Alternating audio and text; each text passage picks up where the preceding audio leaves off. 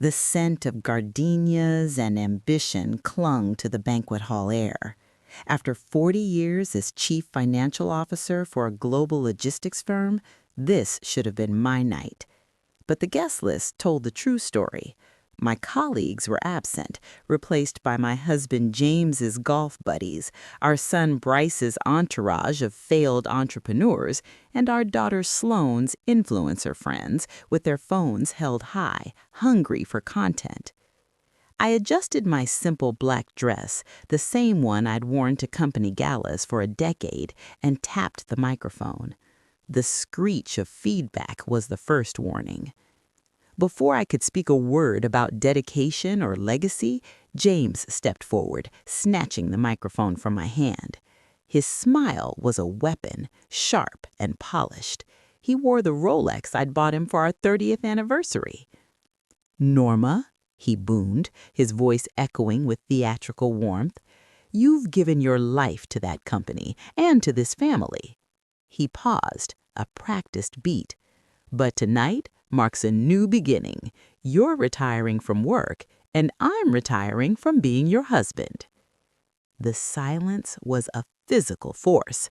Then came the sound that would haunt me. Applause. It erupted from my son Bryce's table. He was laughing, clapping, his arm around his wife Tessa. My daughter Sloane raised her champagne flute. "You go, Dad. It's about time." Her husband Derek popped a confetti cannon. Shimmering paper rained down on me like ash. This was no emotional outburst. It was a surgical strike planned for maximum humiliation. James gestured with a flourish to the centerpiece of my retirement cake. A manila envelope was embedded in the buttercream frosting. "Petition for dissolution of marriage." A public execution. They'd bet my shame would force a quiet, generous settlement. My husband looked at me, his eyes gleaming with victory. He expected tears. He expected the hysterical, controlling wife he'd described to his friends to make an appearance. But I didn't feel hysteria. I felt a cold, crystalline clarity. I looked at James, at Bryce, at Sloane, and saw them not as family, but as liabilities, underperforming assets. "Sign it, Norma," he hissed, leaning close. His lawyer, a shark named Harrington, watched from the bar. "Make it easy. I want half the portfolio, the Connecticut house, and alimony. We can do this clean, or we can drag it out until you're living in a studio apartment. Your choice." My choice? A joke. He'd made all the choices. The country club fees, the sports cars, the private schools that taught our children entitlement instead of resilience. I reached into my clutch and pulled out my father's old Mont Blanc pen. James's smile flickered. He was braced for war, not surrender. I uncapped the pen. The black ink flowed smoothly onto the line. Norma Eleanor Vance. I signed with a hand steadied by 4 decades of signing billion-dollar contracts and navigating recessions. I knew how to cut losses. As I finished, I met James's confused gaze. "You have no idea what you just activated," I whispered, my voice low and steady. "You think you hit the jackpot. You just triggered the preservation clause." He snorted. "There's no prenup, Norma. I've seen the accounts. I know what we own." "Enjoy the party, Janes," I said, capping my pen. "You're paying for it." I turned to leave, glitter crunching under my sensible heels. Bryce stepped into my path, puffing out his chest in a suit that was too tight. "Leaving so soon, Mom?" he sneered. "Not so fast. We need the keys and your cards. Harrington says you can't clean out the accounts before the freeze. Hand them over." I looked at my son. I remembered holding his hand on his first day of school, paying for his liberal arts degree, funding his 3 failed apps. Now he was the muscle for his father's greed. "You want my wallet?" I asked. He snapped his fingers. I took out my worn leather billfold, removed the $60 in cash, and placed it in his outstretched palm. I dropped the heavy brass keys to our colonial into his other hand. He gripped them like Excalibur. He was holding a millstone. "The car keys," he demanded. I tossed the keys to my sensible Lexus at his feet. They clattered on the tile. Bryce smirked. "Don't worry about us. We'll take good care of your money." I walked out into the chill night, a 67-year-old woman with no car, no wallet, no home, a pitiful figure. I felt nothing but grim purpose. I checked my watch, 8:03 p.m. A black town car glided to the curb. The window descended, revealing Samuel Kaufman, my attorney for 30 years, the only man who knew the architecture of my life. "Get in, Norma," he said, no smile. "Did he do it?" I sank into the leather seat, exactly as predicted, publicly. Bryce has the keys and cards. Physical possession is theirs. Kaufman nodded, tapping his tablet. "And the signature?" I signed. "Separation date is established. The trigger is live." He met my eyes in the rear view. "Protocol Omega is irreversible. Once I initiate, the trust's preservation clauses engage fully. It's the nuclear option." I saw James's triumphant face. I heard Sloane's cheer. I felt Bryce's snapping fingers. They wanted the Vance fortune. They never understood that Norma Vance didn't own the fortune. She was the guardian of a fortress built by her father, designed to withstand siege, especially from within. "Do it, Sam," I said, my voice empty of everything but resolve. "Initiate Omega. Lock down every account. Revoke all authorized users. Cancel the leases. Send the eviction notice to the Connecticut property." His finger hovered, then pressed a key. A green light flashed. It was done. "Where to?" he asked. "The city. The studio in the garment district. The one under the LLC." As we pulled away, I glanced back at the glowing windows. They were probably ordering Dom Perignon, charging it to the dead card in Bryce's pocket. They were celebrating on the deck of the Titanic, and I had just radioed the coordinates of the iceberg. The foundations crumble. Dawn in my sparse studio apartment was a clean, silent slate. I drank black coffee by the window, watching the city stir. For the first time in 40 years, my time was my own. My burner phone buzzed, a security alert. "Motion at front gate, Connecticut property." I opened the feed. A large repossession truck was backing toward Bryce's Porsche and Sloane's Range Rover. I took a slow sip of coffee. Bryce ran out in silk pajamas, gesticulating wildly. The tow truck driver hooked up the Porsche, utterly indifferent to my son's shouts of, "Do you know who I am?" James appeared next, in a robe, frantically stabbing at his phone, calling me, calling the bank, discovering the well had not just run dry but had been cemented over.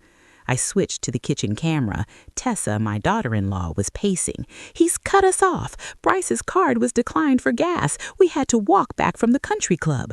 The cars were the warning shot. The main assault came at 10 a.m. sharp. Sheriff Miller's cruiser rolled up the drive. I watched as he handed James the paperwork. James's face went slack. The papers fluttered from his hands. He looked up directly into the security camera and mouthed, "Norma." "I don't live here anymore," I whispered to my empty room. But the master class was happening in my former study. My son-in-law, Derek, was on the phone bragging to a contact about the exclusive listing of the estate, already spending his double commission. He was measuring my bookshelves when the doorbell rang with authoritative force. Sheriff Miller and Samuel Kaufman stood at the door. Kaufman held a leather binder. "This isn't about the divorce, Mr. Vance. It's about criminal trespass." He held up a decades-old document, the residential lease. He read the clause aloud, the $1 a year rent with contingent on my role as trustee and the continuity of the marriage. James's petition had voided it. They weren't homeowners. They were squatters. 48 hours to vacate. The furniture, the art, the silver, all cataloged assets of the Vance Family Trust. They could take clothes, nothing else. The reality was a physical blow. James sputtered about marital property. Kaufman was a wall of legalese. Sloane began to cry. I closed the laptop. They had 2 days to pack their delusions into garbage bags. My own day was just beginning. I had a lunch date with a quiet, kind man named Henry, a literature professor who'd asked me about the book I was reading, not the watch I was wearing. The unraveling accelerated. That afternoon, I tracked Bryce via the GPS in his Porsche. He was speeding toward his father-in-law's estate, desperate for a bailout. I opened the fleet management app, found his vehicle, and tapped remote immobilization. On the highway shoulder, the Porsche died. Bryce's call to the leasing company was met with cold efficiency. Account terminated. You are an unauthorized driver. Police have been notified. I watched as the flatbed arrived, as Bryce was left stranded in his loafers, unable to summon an Uber with a useless card. He began to walk. They were learning the new physics of their world. They owned nothing. They were squatters in their own lives. The courtroom reckoning. Superior Courtroom 4B was where their fantasy met the unyielding wall of my reality. James's lawyer, Harrington, performed a spectacular dance of outrage, accusing me of financial witchcraft, of hiding millions in offshore labyrinths. I sat, hands folded. Kaufman placed a single banker's box on our table. Your Honor, Kaufman began, the plaintiff is correct that millions are inaccessible, but my client hasn't hidden them. He handed thick volumes to the judge in Harrington. She has provided a forensic accounting of where they went. He opened the ledger. Over the past decade, James Vance has charged $2.8 million to the trust. Custom golf clubs, vintage wine collections, a sports consulting venture that was a fantasy football league with cash prizes. The number landing with a thud. James flushed. Exhibit B, Kaufman continued, Bryce Vance. 4 failed business ventures funded by the trust. Total loss, $1.3 million.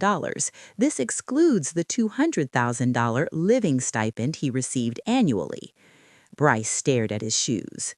Exhibit C, Sloane Vance Derrick, $450,000 in credit card debt supporting an influencer lifestyle. Taxable income from her brand, $3,200 last year. Kaufman closed the book. The plaintiff asks where the money went.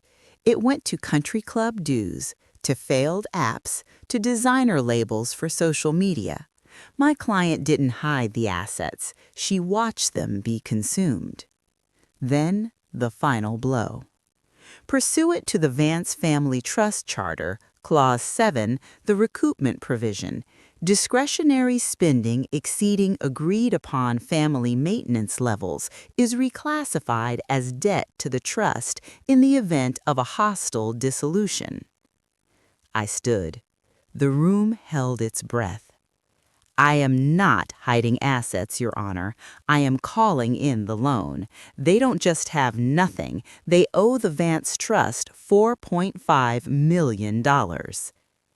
Pandemonium. James yelled at Harrington. Sloane sobbed. The judge silenced them, dismissed their motions, and suggested they settle their debts before facing a judgment. Harrington, red-faced, gathered his papers and left without a word to his clients. I walked past my family. James grabbed my wrist. Norma, for God's sake, we can't pay that. I gently removed his hand. I know, James. That's why you'll need to find employment. The trust will accept a payment plan. Interest is at prime plus 5. I walked out. They had come for a windfall. They left with a lifelong debt. The terms of surrender. 6 months is a long time on a balance sheet, an eternity on an entry-level wage. From my new penthouse overlooking the city, I reviewed the investigator's files. James, in an ill-fitting blazer at a big-box electronics store, demonstrating a television to a bored teenager. His golf tan had faded. He was just a tired, older man.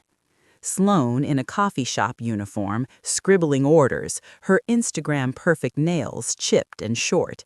She flinched when a customer recognized her from her old luxury haul videos. Bryce, leaving a temp agency, shoulders slumped, clutching a work order for a warehouse gig. They were broken, desperate, and headed my way. The audio from their rented apartment revealed their final, pathetic strategy. "She's lonely," James insisted. "She's waiting for us to apologize. We go, we humble ourselves, we give her the win, she'll break, the trust will reopen." They rehearsed their lines of penitence. The next day they arrived at my building, dressed in a costume of humility. The elevator opened to my penthouse, a space of light, art, and silence. They froze. They performed. James's voice cracked with fake emotion. Bryce looked at the floor. Sloane called me Mommy for the first time in 15 years. I let them finish. Then I placed a single blue folder on the table. Vance Trust Reintegration and Employment Agreement. "You want a path back?" I said. "Here it is." They didn't read. They saw the trust seal and signed with frantic, hopeful scratches. When they were done, I pressed the intercom. "Samuel, please bring the packets." Kaufman entered, placing 3 bundles of gray fabric on the table. "Welcome to Vance Logistics," I said. "You've just accepted positions. James, warehouse inventory clerk; Bryce, dockhand; Sloane, data entry associate. No personal phones on the floor. Starting wage is state minimum." The trap slammed shut. James sputtered. "You can't be serious. I'm your husband." "You were," I corrected. "Now you're a prospective employee who just signed a contract." At that moment, Henry walked in from the study, a book of poetry in hand. He smiled at me, a warm, equal smile, and placed a hand on my shoulder. James looked from Henry's calm intelligence to my impassive face to the gray uniform. The final truth dawned. He hadn't just lost the money, he had lost the woman. His defiance evaporated. He picked up the pen. They left, a defeated procession, clutching their work clothes. A different life. Now the light in Santorini is blindingly clear. I sit on a terrace with Henry, the Aegean Sea a blue expanse below. The only agenda is whether to visit the ruins or the vineyard. Out of detached curiosity, I open my tablet once. The warehouse security feed shows the loading dock at dawn. Bryce hefts a crate, his face etched with effort, not entitlement. He does the work. In a cubicle, Sloane inputs data, her focus on the screen, not her reflection. On the night shift, James mops the floor. He stops, straightens his back, and continues. There's a grim dignity in it. The performative life is over. Only the real one remains. I close the tablet for good. The ledger at last is balanced. The most profound lesson was not in finance, but in family. You cannot build character by shielding people from consequences. Sometimes, to save them, you must first let them fall. Henry refills my glass. "Everything all right?" he asks. "Yes," I say, and for the first time I mean it completely. Everything is finally aligned. I am Norma Vance. I dismantled my own kingdom to save its soul, and in the quiet aftermath, I finally found my life.